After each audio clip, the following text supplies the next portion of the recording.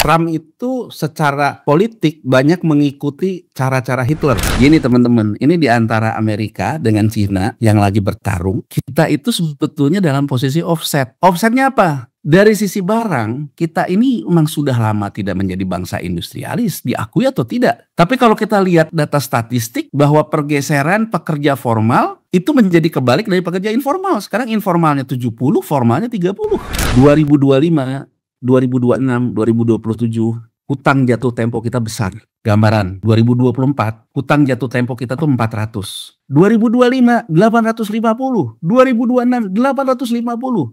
2027, 850. Yang diumumkan oleh Menteri Keuangan kemarin, penerimaan negara kita jatuh kenapa? PPN-nya jatuh, daya beli kita sudah melemah, PPh-nya jatuh, PHK banyak. Artinya apa? Sisi penerimaan negara kita ini dalam posisi jatuh. Ada atau tidak ada isu tarif Trump. Sejak tahun 1944, dunia itu sudah diatur oleh para kaum monetaris. Jadi yang namanya perang fisik dan kemudian semua mengatakan bahwa kemerdekaan itu adalah hak segala bangsa, itu setelah Perang Dunia Kedua, itulah politik global yang terjadi. Nah, tapi sejak tahun kemenangan Perang Dunia Kedua itu, dunia itu diatur oleh rejim monetaris. Jadi gini, mungkin kita lihat dulu perspektif sejarahnya yang tadi kalau secara geopolitik udah banyak disampaikan oleh Prof. Koni ya. Tapi gini, intinya adalah bahwa Perang Dunia Pertama itu sebetulnya ribut sesama negara imperialis gitu ya, antara Jerman dan sisa negara Eropa. Di mana posisi Amerika Serikat? Posisi Amerika Serikat sebenarnya menunggangi di antara dua kubu di Eropa ini yang berkonflik, ya. Nah, kalau kita lihat runut, sebetulnya Perang Dunia Pertama itu diakibatkan apa sih gitu. Nah, kita lihat gitu, 100 tahun sebelumnya sebetulnya Gunung Tambora itu meletus. Nah, meletusnya Gunung Tambora itu debunya sampai ke India dan kemudian jadi wabah kolera yang besar. Makanya kan orang selalu bilang 1915, kemudian ada flu Spanyol di 1918, kemudian COVID di 1920. Nah, meletusnya Gunung Tambora ini sebetulnya disitulah Eropa menjadi sedikit mendapat matahari karena debunya sampai ke Eropa. Nah, jadi Eropa di situ mengalamilah yang namanya persoalan memenuhi kebutuhan dasar yaitu pangan. Karena terkait dengan matahari yang sedikit ya, belum kayak sekarang penuh dengan riset ada rumah kaca dan sebagainya. Kalau itu kan masih semuanya masih tradisional. Nah, disitulah kemudian muncullah yang namanya pemikiran imperialisme kan, bahwa negara-negara Eropa itu kemudian untuk pemenuhan sumber daya kebutuhan pangannya dia menjajahlah ke banyak negara. Nah, kita VOC, ada Inggris kemana, Afrika Selatan dan sebagainya. Nah, puncaknya di tahun 1915 terjadilah konflik sesama negara penjajah ini gitu. Jadi sesama negara penjajah ini terjadi konflik satu sama lain dengan kemudian terjadi perang dunia yang 2 tahun aja 1915 sampai dengan 1917. Nah, di 1918 setelah selesainya perang dunia pertama itu muncullah flu Spanyol ya. Nah, flu Spanyol. Nah, saya pernah lihat satu dokumenter di Netflix soal Hitler gitu ya. Jadi situ Hitler digambarkan dia tuh muncul tahun 1920 di salah satu kayak kafe lah gitu ya. Kemudian mungkin Bu Koni yang lebih hafal ya.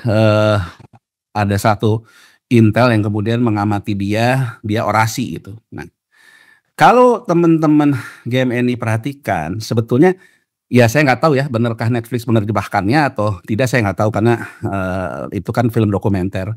Tapi yang diterjemahkan di Netflix, Hitler tuh ngomong make Germany great again.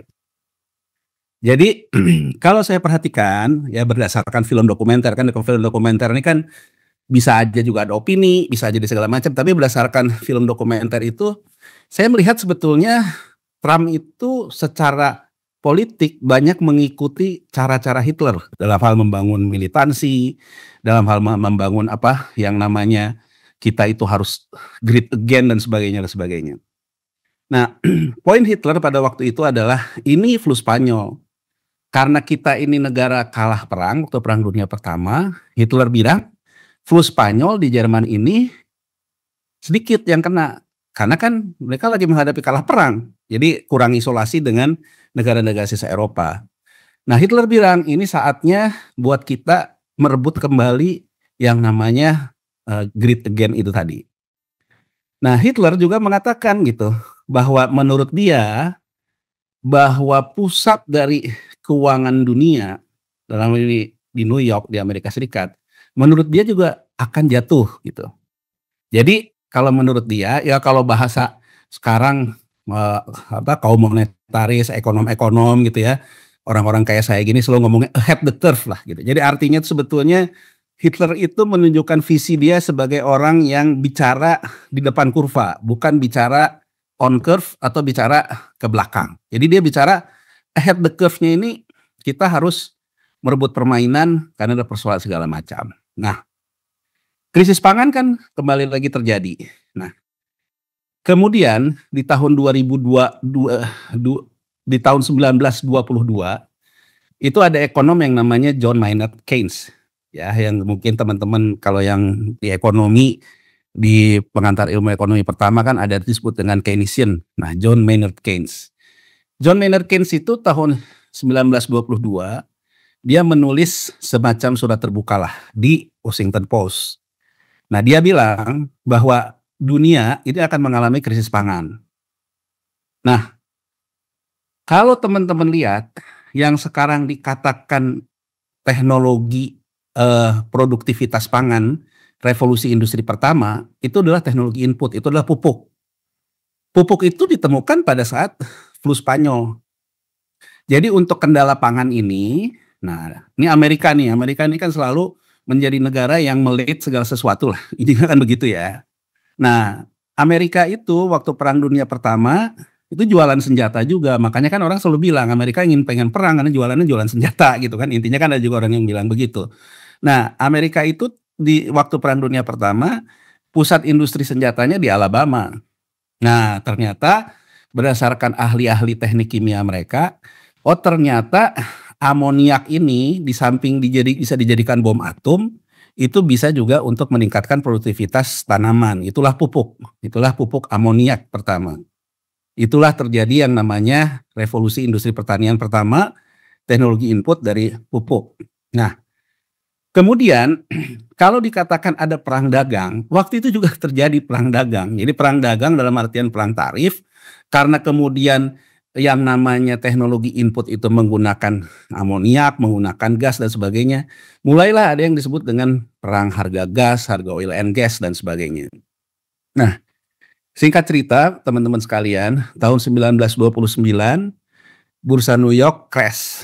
Jadi crash di Black September, Black Monday gitu ya. Jadi artinya crash.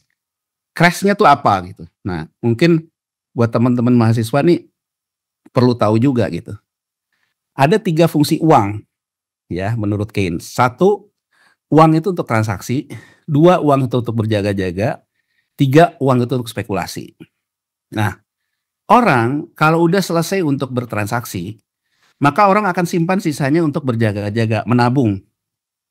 Nah, Keynes mengingatkan, orang yang punya uang di bank itu harus ditahan, jangan sampai menjadi spekulasi berlebihan. Jadi artinya orang ketika misalnya sekarang ekonomi lesu nih, kerja nggak ada kerjaannya, berjudi kan, ada judol, ada apa gitu.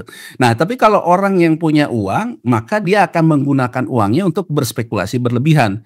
Berspekulasi berlebihan itu kemana? Ke pasar modal, pasar keuangan. Nah, krisis 1929 kalau kita mau ngomong, artinya apa? Posisi yang dibentuk melebihi fundamentalnya. Jadi dengan kata lain begini, bahwa saya mengatakan pasang harga beli saham apa gitu. Karena saya menganggap padahal ekonominya nggak sekuat itu gitu. Jadi itu persepsi yang dibentuk saja. Nah, jadi teman-teman sekalian harus paham gitu. Saya sih melihat Trump simple. Melihat Trump itu kayak saya ngelihat hedge fund aja. Main isu karena isu yang menggerakkan pasar gitu. Jadi kita jangan terlalu terjebak mengatakan bahwa oh ini teori fair trade-nya, gini ngitungnya teori ekonomi trade-nya, nggak perlu. Jadi kalau menurut saya yang terjadi hari ini ya imperialisme. Jadi kita harus ngelihat ini teori penjajahan gitu. Dalam kalau kita jadi teman-teman mahasiswa ngelihatnya kemana? Kalau imperialisme Teori yang bisa kita kembangkan apa? Ya teori copet aja, kita lihatnya mau nyopet apa, gitu. Bukan kita ngelihat bahwa dia mau apa, mau menciptakan kestabilan apa. Nah, soal copet-mencopet ini di 1929 juga ya karena copet-mencopet, gitu. Jadi artinya, apa yang disebut dengan posisi margin. Posisi margin itu begini, orang yang sebut dengan short. Jadi mungkin kalau teman-teman mahasiswa sekarang mungkin pada saat dulu orang ribut Soros mungkin ada yang udah lahir, ada yang belum gitu. Jadi yang namanya George Soros yang dianggap bertanggung jawab terhadap moneter Asia 98 itu, dia terkenal dengan orang yang melakukan transaksi short gitu. Apa itu transaksi short? Gampangnya gini transaksi short, saya mau saya mau lihat saham Telkom misalnya. Saya lihat saham Telkom beberapa kita ngomong deh 2 jam lagi deh. Kira-kira 2 jam lagi saham Telkom akan jatuh. Saya sebenarnya nggak punya saham Telkom. Tapi kemudian saya pasanglah jual saham Telkom di harga yang lagi tinggi. Nah, kemudian ternyata betul dugaan saya. 2 jam berikutnya saham Telkom ini turun, beli saya. Jadi saya nggak punya modal apa-apa, tahu-tahu saya dapat duit. Nggak punya sahamnya, nggak pernah punya uangnya, karena prinsipnya adalah netting. Di netting, netnya berapa? Misal contoh, saya nganggap sekarang saya jual harga saham saya Telkom 1000 satu lembar. Kemudian 2 jam berikutnya saham Telkom menjadi 800. Saya belilah satu lembar. Maka saya terima uang 200 tanpa pernah saya ngeluarin duit, tanpa pernah saya ngeluarin saham. Itu prinsip di pasar keuangan. Itulah yang disebut dengan short selling. Gitu ya. Jadi saya nge-short posisi itu. Nah, 1929 Amerika tuh masih sesederhana itu. Masih prosesnya itu ada yang di dalam Black Monday itu transaksi marginnya nyangkut. Marginnya nyangkut tuh gini. Saya duga tadi 1000. Oh, menurut saya akan jadi 800. Boro-boro jadi 800, mana tuh saham dibawa ke 1300. Yang ada kan berarti saya harus rugi. Itu namanya saya kena call margin. Nah, kejadian crash di 1929 ini banyak orang kalah sama bandarnya. Jadi bandarnya seolah-olah memberikan persepsi, oh ini saham bakal turun, oh dia ngambil posisi ngikut short gitu. Makanya yang harus juga sekarang jadi literasi oleh kita itu jangan ikut-ikutan gitu. Nah saya misalnya ambil contoh hari ini deh, kita ngelihatnya dari teori peperangan deh. Persepsinya misalnya harga saham kita akan jatuh. Bursa Efek Indonesia ngeluarin pengumuman pagi-pagi. Dia ngeluarin pengumuman haltingnya, circuit breakernya dari 5% jadi 8%. Auto rejection bawahnya dari 20 ke 15. Apa yang dikerjain? Yang dikerjain itu adalah saham-saham Bank BUMN, saham BCA dihajar ke 12%. Halting kan tadi, kena 9% nih, kena 8%. Ini menurut saya sebenarnya pemerintah itu sebelum libur lebaran dia mencoba memberikan insentif dengan Bank BUMN, ketiga-tiganya rapat umum pemegang saham. Memberikan dividen yang besar. Itulah kenapa di hari Jumat sebelum kita libur lebaran, harga saham indeks kita itu naik, didorong oleh siapa? Transaksi domestik. Domestik yang beli saham-saham BUMN. Artinya apa? Kalau saya beli di hari Jumat itu, misalnya Bank Mandiri kasih per lembarnya 450, BRI 378, saya akan punya dividen yield. Jadi dividen yield itu kurang lebih ketika saya beli rata-rata misalnya di minggu lalu di harga 5.000 lah katakan. Dengan Mandiri kasih 470 berarti saya punya dividen yield 9%. Sekarang harga itu pagi-pagi langsung dibanting ke 10%. Ini kan permainan mental. Jadi yang domestiknya mikir, waduh kalau turun terus ke bawah, kalaupun nanti saya dapat dividen, saya lepas lagi berikutnya sahamnya udah jatuh mungkin 15%. Wah udah saya jual deh. Nah jadi maksud saya, kita harus ngelihat tuh dingin aja gitu, bandar ya bandar, kita lihat bandar dan jangan pernah menganggap bandar itu bisa kita kalahkan, itu aja intinya gitu. Jadi ketika kita ngelihat yang namanya Trump, ya dia main isu aja gitu loh. Jadi isu-isu yang berkembang. 1929 ini crash nih. Nah, crash ini mengakibatkan Great Depression, ya depresi besar. 1930 teman-teman, Hitler mengatakan tuh bener kan yang saya omongin dan dia udah berkuasa ya. Benar kan yang saya bilang dulu bahwa bursanya akan jatuh. Hitler kemudian mempelajari kenapa bursa itu crash. Oh ternyata ada yang namanya gagal bayar, gagal serah yang tadi. Orang nggak bisa bayar, nggak bisa gini. Oh berarti kita harus menciptakan sistem pembayaran. Namanya clearing and settlement untuk mengatasi transaksi perdagangan dan keuangan dunia. Dibuat oleh Hitler yang namanya Bank of Berlin. Nah, Bank of Berlin ini itu mengatasi untuk transaksi perdagangan internasional, untuk transaksi keuangannya, juga transaksi keuangan.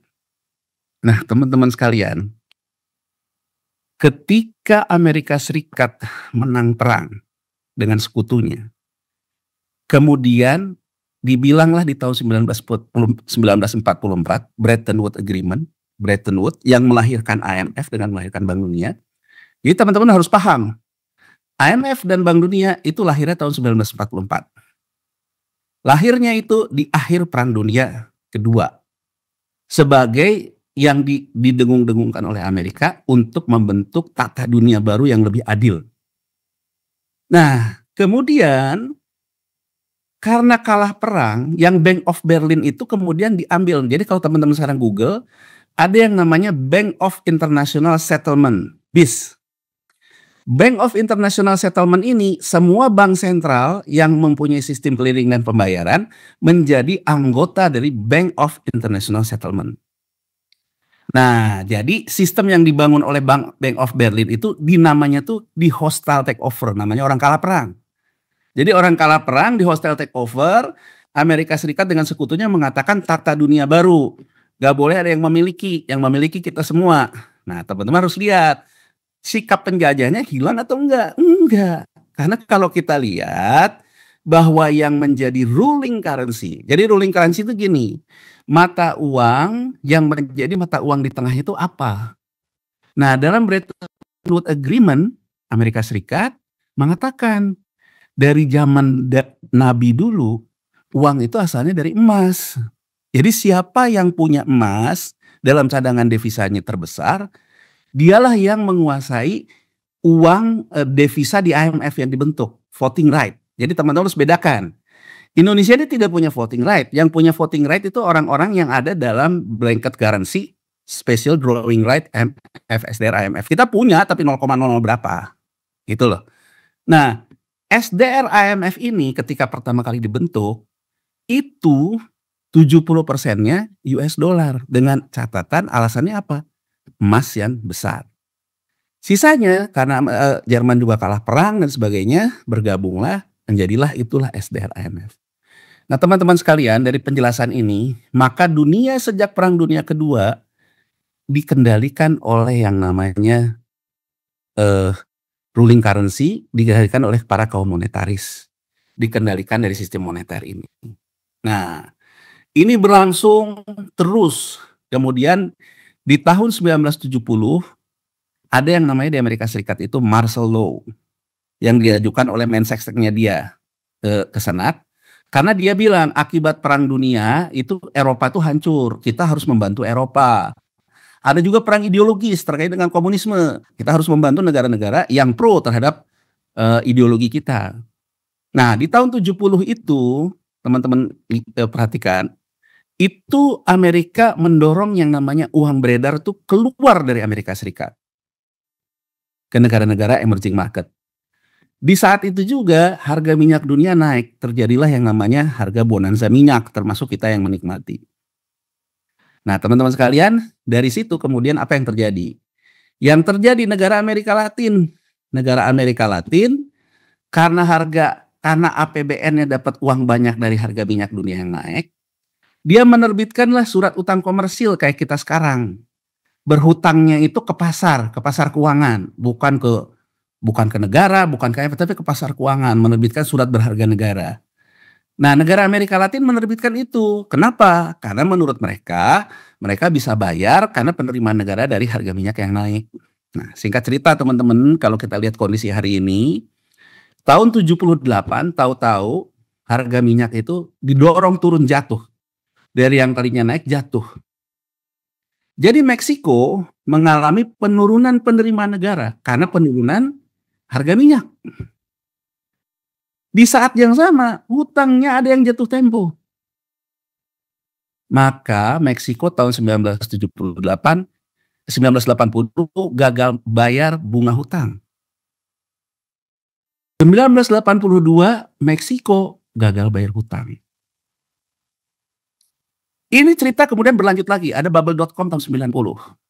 Kemudian ada krisis gagal bayar Yunani 2015, Argentina 2016. Nah, saya ingin memberikan konteks ke teman-teman begini. Di mana sebetulnya Cina muncul? Jadi Cina sebetulnya dia sudah menduga bahwa Asia akan krisis moneter ketika tahun 95 atau 94. Nah, dia melakukan tindakan ahead the curve. Cina mempelajari betul bahwa di mana perang moneter itu bekerja. Perang moneter bekerja selalu terkait dengan hostile takeover. Apa itu hostile takeover? Itu tadi yang saya terangkan ke teman-teman, misalnya ketika Bank of Berlin diambil alih oleh Bank of International Settlement. Itu hostile takeover. Nah, hostile takeover penjajahannya udah beda dengan penjajahan fisik dulu. Jadi selalu dikaitkan di negara-negara berkembang ini atau di negara-negara ketiga itu soal isu-isu. Nah, Cina tuh menyadari kalau besok kita ini masih ada pejabat kita yang korup, tata kelola kita yang jelek, pasti kita disikap dan negara kita akan menjadi di hostile takeover dalam masuk ke dalam krisis moneter. Maret 1998, Cina mendahului kurva, dia menunjuk Perdana Menterinya bekas Gubernur Bank Sentral yang namanya Zhu Rongji. Nah, apa yang dilakukan Zhu Rongji? Apa yang akan menjadi isu tata kelola di depan, dia sikat duluan. Koruptor dihukum mati, segala macam isu-isu tata kelola disikat duluan. Apa yang terjadi di kita? Ya kita nggak nyikat itu kan, ya makanya kan isunya tentang politik yang segala macam. Nah, Cina dalam posisi kayak gini, ternyata dia itu memenangkan pertempuran dengan konsolidasinya dan segalanya. Nah, sekarang tuh ada barangnya pindah. Singkat cerita teman-teman, perang tarif ini sebetulnya pernah juga dilakukan terhadap Cina oleh WTO. Jadi Zhu Rongji itu yang dia lakukan di samping dia menghukum mati koruptor dan sebagainya, dia menjalankan industrialisasi dengan model plagiat. Jadi artinya apa? Barang yang diproduksi oleh negara lain, dia suruh rakyatnya plagiat kerja, dijual. Nah, dia tahun 99 kena WTO bahwa barang plagiatnya dia itu nggak boleh dijual di negara lain. Nah, dia bilang, ya udah kalau nggak boleh nggak apa-apa, berarti negara lain juga nggak boleh dagang di tempat kita. Nah, kalau di banyak jurnal politik ekonomi, sebetulnya kenapa Cina bisa memenangkan pertarungan, ada yang dilupakan oleh Barat, karena Cina pada waktu itu sudah mengambil alih lagi Hong Kong, karena sudah diserahkan oleh Inggris. Dan Barat selama ini portnya untuk jualan ke Asia lewat Hong Kong. Jadi akhirnya Cina bisa melakukan self-sufficiency dan bahkan Barat yang tergantung ke dia. Mulai dengan industri outsourcing dan sebagainya. Nah, di 2008 Amerika Serikat kena lagi. Di pertemuan G7 2009, Cina itu mengatakan Bretton Woods Agreement harus ditinjau ulang. Kita hitung siapa yang punya rasio emas terbanyak. Amerika Serikat pada waktu itu isinya membail-out surat utang, isinya kertas semua. Nah, BRICS itu muncul diawali kekecewaan Cina ini. Karena Cina tuh pada akhirnya hanya dikasih 2% di SDR IMF. Padahal dia menginginkan reform total IMF. Itulah munculnya BRICS. Nah, jadi inti perang ini antara Amerika dan Cina seperti ini. Nah, saya mungkin memberikan background mungkin dari sisi ekonominya. Apa itu geopolitik? Dari sisi ekonomi, geopolitik dari sisi ekonomi adalah terkait dengan ruling currency. Jadi ada pidato Ben Bernanke, Gubernur The Fed, ketika krisis 2008 di Kongres dan sebagainya. Dia mengatakan bahwa kita harus beginning from the end. Memulai dari apa tujuan kita. Itu yang disebut dengan oleh dia kemudian meminta izin dari Kongres dan sebagainya, melakukan quantitative easing dan sebagainya. Nah, sekarang kita lihat. Apa kalau kita perhatikan pidato-pidato Trump? Trump itu sebetulnya menurut saya N-nya yang dia mau, ya Make American Great Again itu, bahwa Amerika Serikat tetap menjadi negara pemenang perang dan tetap sebagai ruling currency. Apa yang dia inginkan? Orang-orang yang mencoba melakukan dedolarisasi dihantam semua sama dia sekarang lewat tarif ini. Jadi sebetulnya beginning from the end, the end-nya ini apa? The end-nya itu adalah US dollar tetap sebagai ruling currency. Amerika Serikat tetap sebagai pemenang perang. Nah, sekarang persoalannya, di mana letak posisi kita saat ini? Kita saat ini, secara uang beredar, itu sangat tergantung dengan kaum monetaris ini. Jadi kalau teman-teman lihat, kenapa statement pemerintah yang pertama kali dikatakan, pemerintah akan menjaga nilai yield surat utang pemerintah, surat berharga negara, dan likuiditas falas.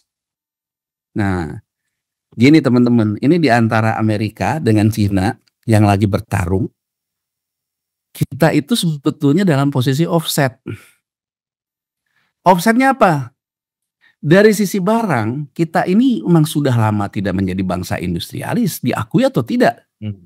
Tapi kalau kita lihat data statistik bahwa pergeseran pekerja formal itu menjadi kebalik dari pekerja informal. Sekarang informalnya 70, formalnya 30. Jadi orang misalnya buruh Sritex udah Sritexnya bubar kemudian jadi supir ojol, itu dicatat BPS bekerja kembali tapi ke sektor informal. Jadi saya ingin mengatakan bahwa ada persoalan yang sebetulnya ditimbulkan oleh kita sendiri. Kita sudah meninggalkan yang namanya industrialisasi, yang namanya segala macam, kita jadi bangsa trader. Nah, ada satu map terkait dengan tarif dan sebagainya. Indonesia ini kecil ternyata di bawah. Tapi kenapa dikenakan 32%? Saya coba ngelihat kenapa juga dia nggak hajar Vietnam. Karena Vietnam itu sebetulnya tidak terlalu ini. Jadi kalau saya perhatikan, Trump ini belajar dari perang tarifnya yang pertama.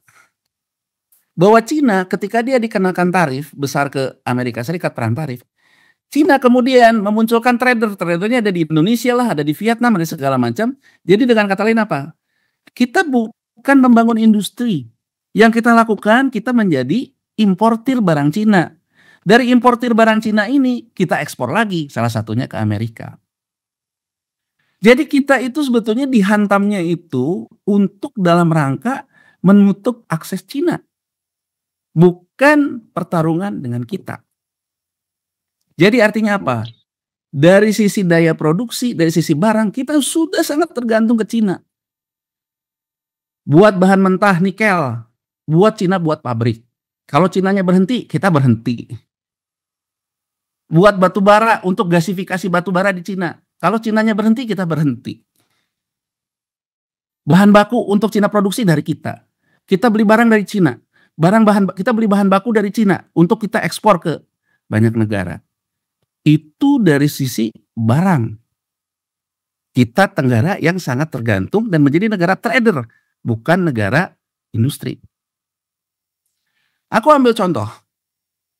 Apa bedanya kita sama Vietnam? Teman-teman jangan terlalu menganggap bahwa kita tuh mata uang terlemah. Enggak. Vietnam dong itu hari ini harganya 26.000. Kita 17.000. Mata uang kita sama mata uang Vietnam sama-sama lemah. Tapi persoalannya Vietnam mata uangnya lemah. Ekspor dari sektor produksinya juga korelasinya itu 0,97. Artinya apa? Vietnam justru dengan mata uangnya lemah, tapi dia ekspornya juga naik. Nah, sementara kita mata uang kita lemah, ekspornya, korelasinya hanya 0,48. Artinya kita memang tidak dalam posisi seperti itu. Tapi inflasi kita dari sisi impor itu nilainya 0,95. Artinya apa? Kita akan menerima barang-barang impor yang dikonsumsi. Vietnam inflasi dari impornya itu 0,5-an.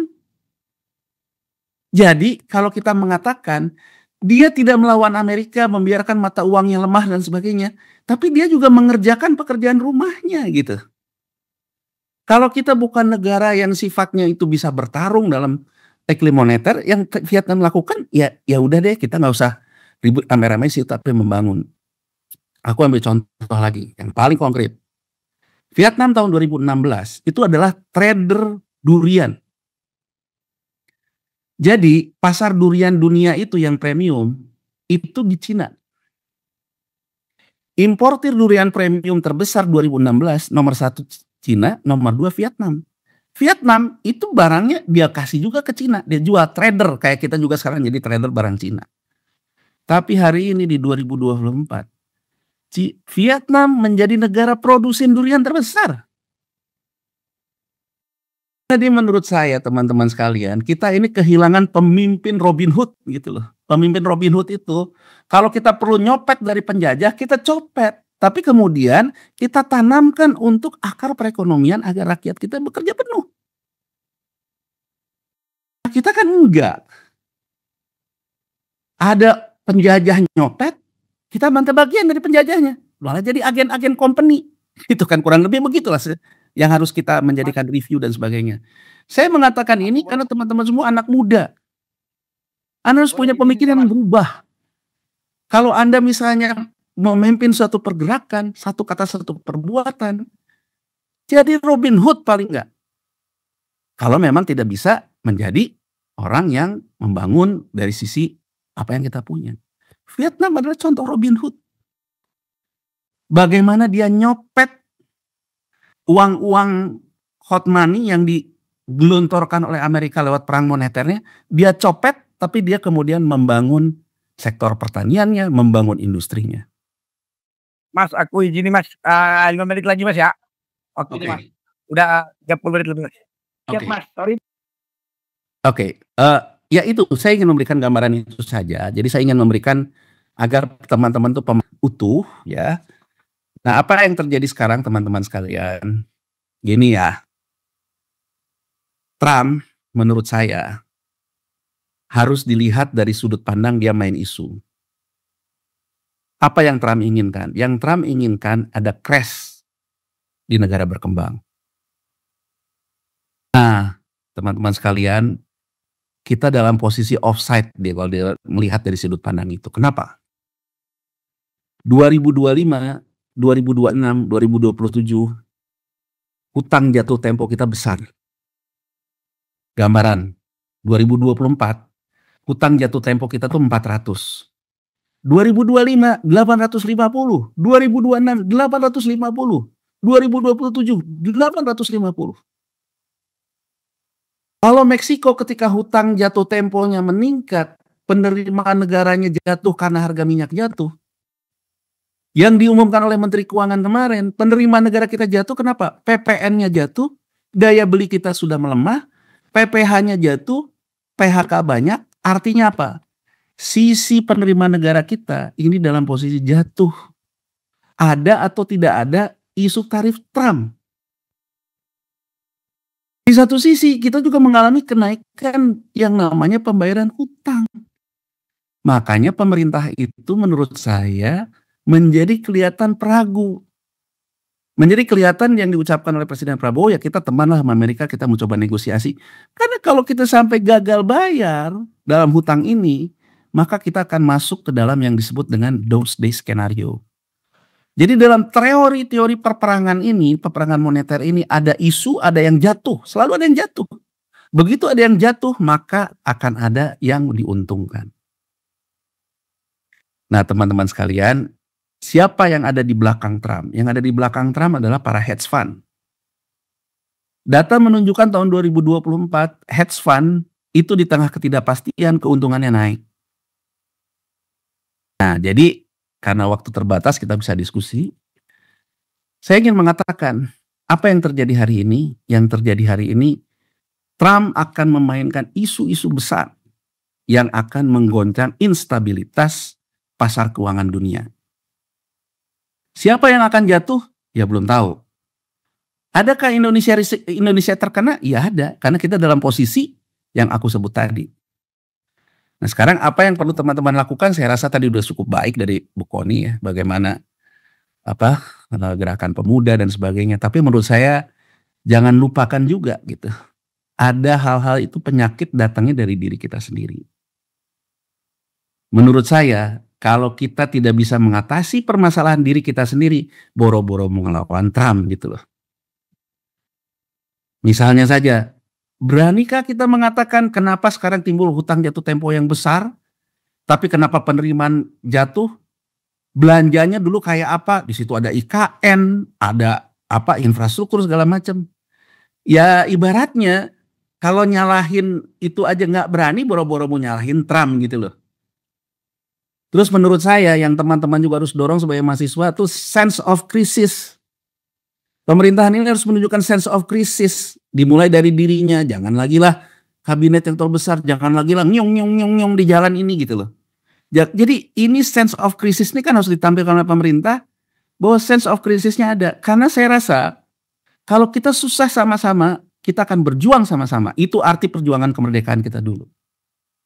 Terakhir saya ingin menutup, saya ingin mengatakan GMNI harus mendorong kader-kadernya muncul ketika tahun 1930 dunia ada Hitler, dunia ada Franklin Roosevelt, di Indonesia ada anak muda yang namanya Soekarno, Muhammad Hatta, Sultan Syahrir, Tan Malaka. 4 anak-anak muda hebat. Soekarno mengatakan Indonesia menggugat. Kami dipaksa kerja paksa, tanam paksa untuk membiayai krisis negara maju. Apa bedanya sekarang kita dipaksa untuk menerima tarif dan nanti ada negosiasi non tarif untuk membiayai krisis negara barat seperti dikatakan Bung Karno. Obatnya kata Bung Hatta harus menanamkan ekonomi daulat rakyat. Tapi Bung Karno bilang setelah era kemerdekaan fisik itu dicapai akan lebih susah kita melawan bangsa sendiri. Nah, jadi teman-teman harus jadi pemuda-pemuda yang kalau perlu kayak pemuda-pemuda saya itu Melik dan kawan-kawan. Rengas dengklok.